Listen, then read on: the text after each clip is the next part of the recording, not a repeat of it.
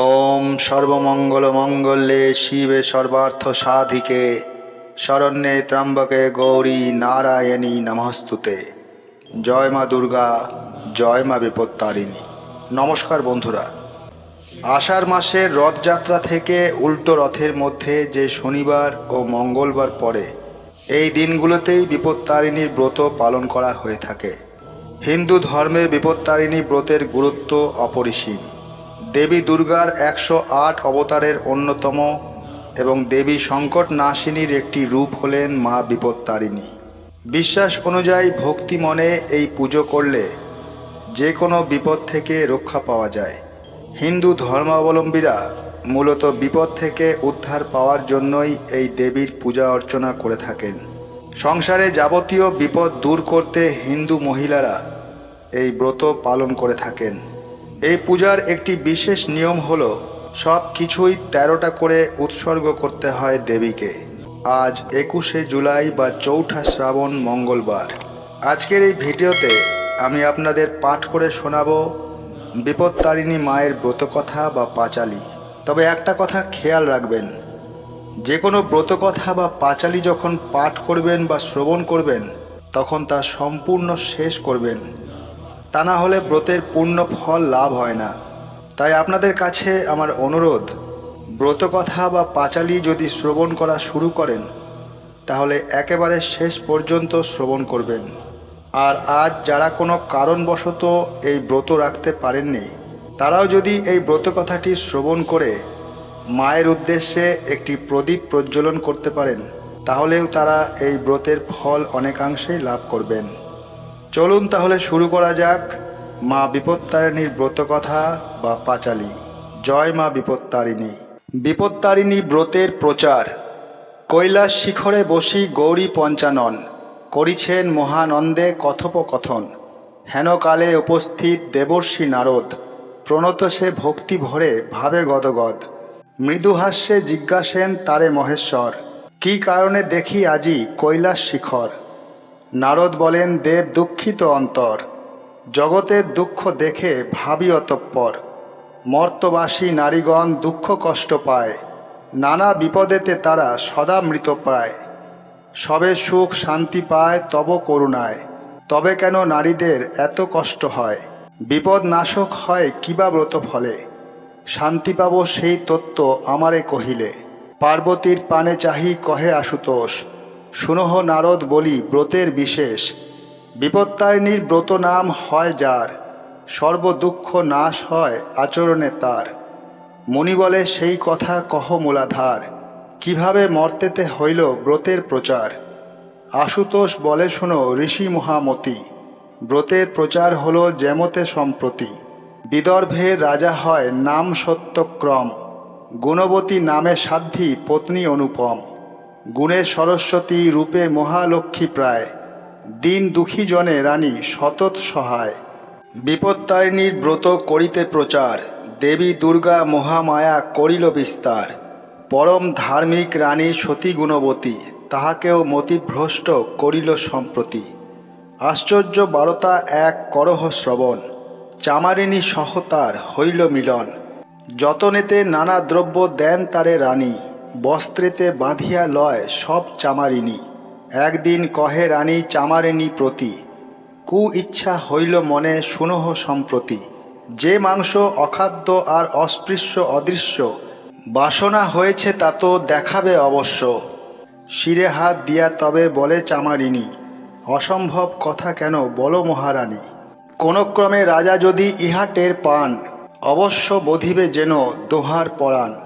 সবিনয়ে কহি আমি তোমা বারবার, মন হতে এ বাসনা করো পরিহার।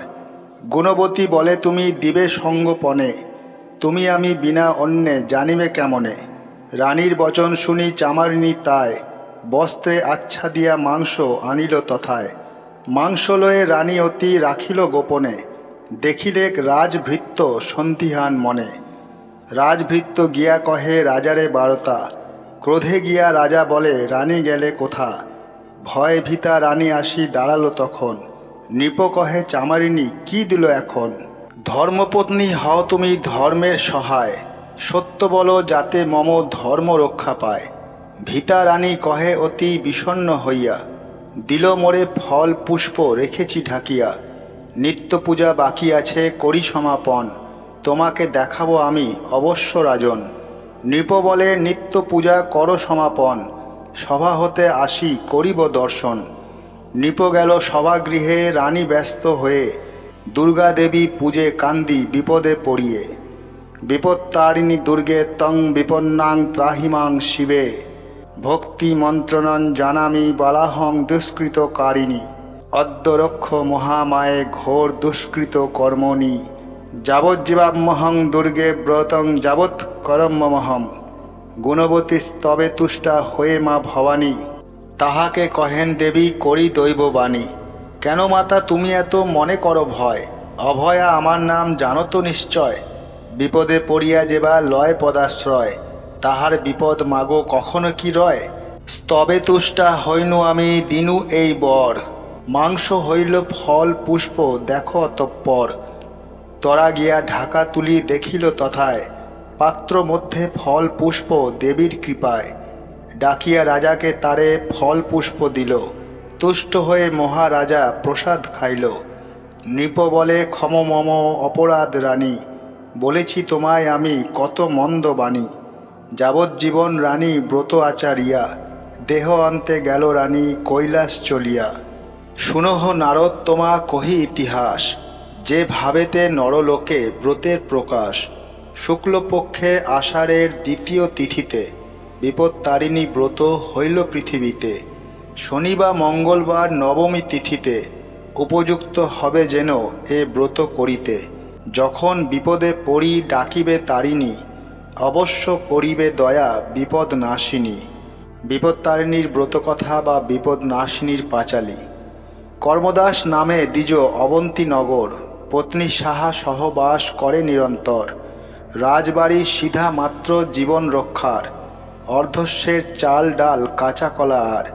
এইভাবে দুঃখ কষ্টে 12 মাস খায়, অতঃপর যাহা হইল শুনো বলি তাই। একদিন দ্বিজ গেল ভিক্ষার কারণ, মাছ লইয়া জেলে এক আইল তখন। কিনিছে সবাই মাছ, সাহাও কিনিল, ফিরিবার কালে দাম নিও বলে দিল।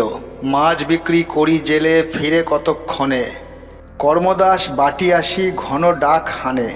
ভিক্ষা হইতে ফিরি কর্ম আসে নাহি ঘরে, সে কারণে মৎস্য মূল্য দিতে নাহি পারে। বহুক্ষণ ডাকি জেলে ক্রোধিত হইয়া, রূঢ় ভাষে দিল গালি অকথ্য বলিয়া। ভয়ে সাহা তবে ঘাটেতে যে গেল, বসিয়া ঘাটের পরে কাঁদিতে লাগিল। হায় হায় করি বলে, কেন বিধি বাদী হলে। নাহি আগে বুঝিলাম আমি, মাছ কেন কিনিলাম নাহি পারি দিতে দাম। কোথায় আছো হে অন্তর্যামী, নিত্যপতি শীঘ্র ফেরে, কেন আজি দেরি করে। নাহি জানি কারো নিহার, পতি যদি থাকে ঘরে জেলে কি গালি দিতে পারে। এই বলি করে হাহাকার, কোথা গো জননী তারা, তারিণী বিপদ হারা। এ বিপদে করো মাগো ত্রাণ, দাও মাগো পদ ছায়া। তুমি না করিলে দয়া, এখনই হারাতে হবে প্রাণ। আমি অতি অল্পমতি, না জানি ভকতি স্তুতি, কেমনে করিব স্তুতি গান।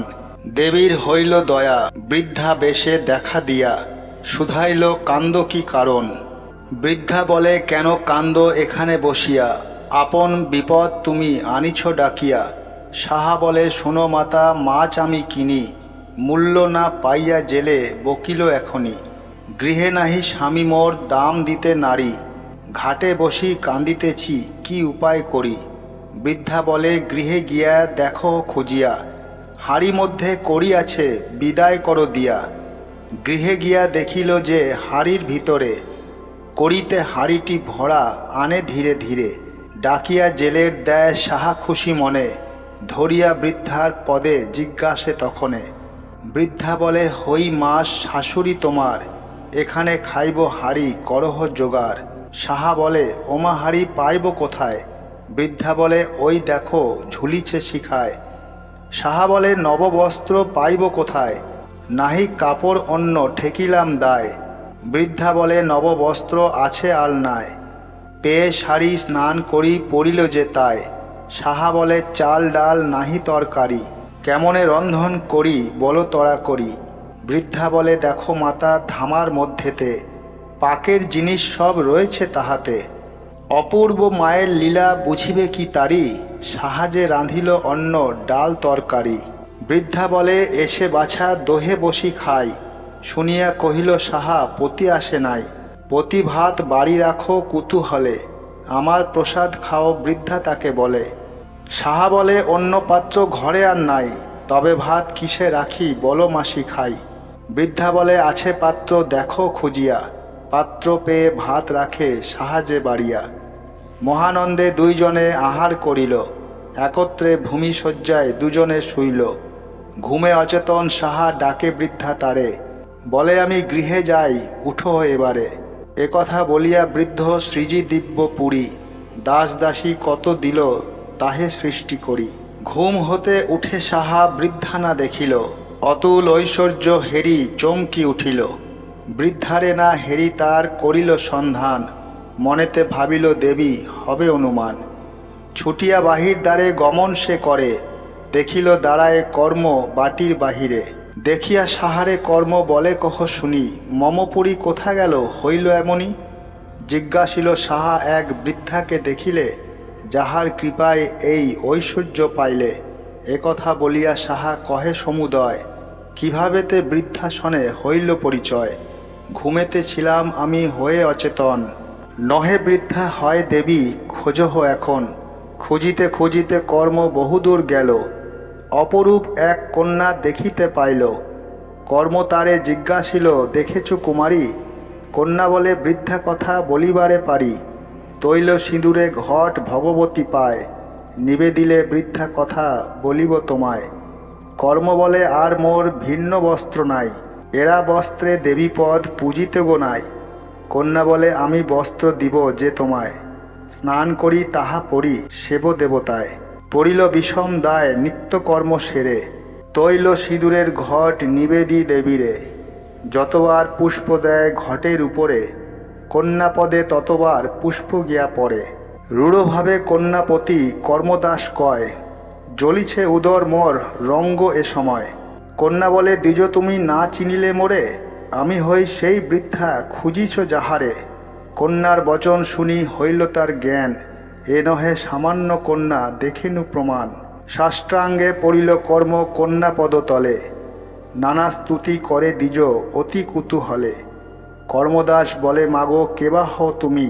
কন্যা বলে, শিবের ঘরণী হই আমি। তব পত্নী হও বাছা পতিপরায়ণা, তাহাকে করেছি দয়া আমি ভক্তাধীনা। আসিবার কালে সাহা ঘুমে অচেতন, পুত্র বর দিতে তাই ছিল না স্মরণ। তৈল ও সিঁদুর দুর্বা ধান লয়ে, শনি বা মঙ্গলবার আসন পাতিয়ে। বিপদ নাশিনী ব্রত করিবেন সাহা, সর্বত্র মঙ্গল হবে পুত্র পাবে সাহা। এ কথা বলিয়া মাতা হইল অন্তর্ধান, হস্তে লয়ে তৈল সিঁদুর করিল প্রস্থান। পথ মাঝে দেখা হয় বাঘিনীর সনে, পথ আগুলিয়া তাই খেতে স্বাদ মনে। কর্ম বলে, ও বাঘিনী খেতে উচিত নহে, বিপদ নাশিনী তৈল হস্তে মোর রহে। বাঘিনী বলিল, এর কিবা আছে গুণ। কর্মদাস বলে, আমি কহি তবে শুনো। ইহার গুণের কথা কহনে না যায়, অপুত্রের পুত্র হয় হারা পুত্র পায়। এই ব্রত প্রভাবে সর্ববাঞ্ছা পূর্ণ হয়, গৃহ হতে বিপদ আপদ দূরে যায়। বাঘিনী বলিল, বাঘা 12 বর্ষ হয়, আসিছে না বাঘা গৃহে বলি হে তোমায়। বাঘা আসি মোর সনে মিলিলে এখনই, তোমারে ছাড়িয়া আমি দিব যে অমনি। বিপদ নাশিনী মাতার সিঁদুর লইয়া, বাঘিনী কপালে দিল দেবীকে সরিয়া। আচম্বিতে বাঘা আসি হয় উপস্থিত, বাঘিনী মিলিল তথা বাঘের সহিত। বাঘিনী বলয়ে, এই বিপ্রের কৃপায়, বিপদ নাশিনী সেবী পেয়েছি তোমায়। দক্ষিণা এবারে দাও ব্রাহ্মণে সত্তরে, হাট বারে দিব বাঘা বলিল তাহারে। এ কথা বলি গেল চলি বাঘ বাঘিনী, ব্রাহ্মণ গৃহেতে আসে যথায় ব্রাহ্মণী। গৃহে আসি মন সুখে দিন কাটিতেছে, উভয়ে মিলি বিধিমতে দেবীরে পূজিছে। বাঘা আর বাঘিনীর কহি এবে কথা, হাট বারে বাজারেতে দুয়ে এলো তথা। হুহুঙ্কার ডাক ছাড়ি উচ্চে দিল লাফ, সভয় পলায় লোক হয়ে যায় ফাঁকা। প্রাণ ভয়ে হাটে আর লোক নাহি রয়, বাঘা ও বাঘিনী সব দ্রব্য লুটি লয়। মুখে করি ভারে ভারে বাঘ ও বাঘিনী, ক্রমে আনিল যথায় ব্রাহ্মণ ব্রাহ্মণী।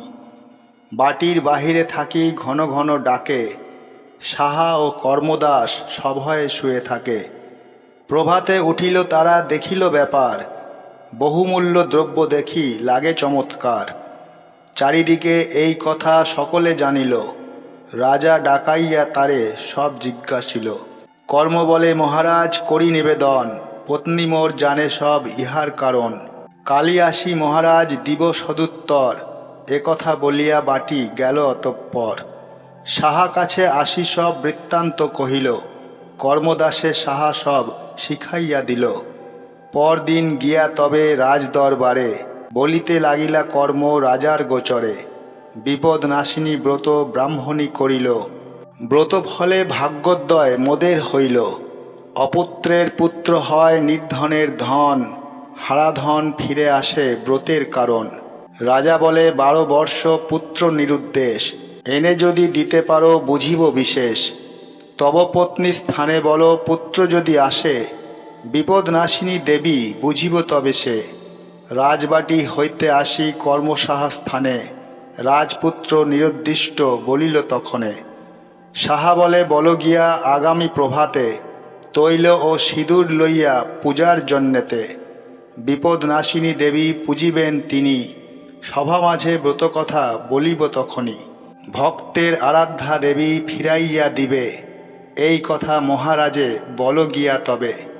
কর্ম গিয়া মহারাজে বলে সমুদয়, বিধিমতে আয়োজন রাজা যে করয়। পরদিন সাহা কর্মদাস সভাস্থানে, দেবী পূজা ব্রত কথা শুনায় সভা জনে। হেনকালে রাজপুত্র সেথায় আসিল, রাজরানী তরা গিয়ে পুত্র কোলে নিল। ব্রাহ্মণে করেন রাজা অর্ধ রাজা দান, সুখী হইল রাজা দ্বিজ তাহার প্রমাণ। দেবী বরে যথাকালে সাহা গর্ভবতী, ভক্তি ভরে পঞ্চামৃত খায় সাহা সতী। যথাকালে সাহা এক পুত্র প্রসবিল, পঞ্চবর্ষ পুত্রে মামাবাড়ি পাঠাইল। তৈল সিঁদুর ব্রাহ্মণ সঙ্গে নিল আর, যথাকালে পৌঁছে কর্ম কুটুম্ব আগার। ঐশ্বর্য দেখিয়া লোভে শালাদের হয়, কর্মদাস মুন্ডু কাটি পাকেতে পুতয়। মনে ভাবে ভগ্নিপতি হইলে নিধন, ভাগিনী করিবে সবে সবর্দা রক্ষণ। ভাগিনীকে বাধ্য করি লুটে পুটে খাব, নানা সুখে মোর সবে কাল কাটাইব। এদিকে ধর্মদাসের বিলম্ব দেখিয়া, সাহা গেল ভ্রাতাবাটি চিন্তিত হইয়া। ভ্রাতাগণ বলে সবে এসো গো ভগিনী, গিয়াছেন কর্ম কোথা আসিবে এখনি। বৌদিদের কাছ হইতে তৈল নিয়ে চলে, স্নান করিবারে নামে পুকুরের জলে।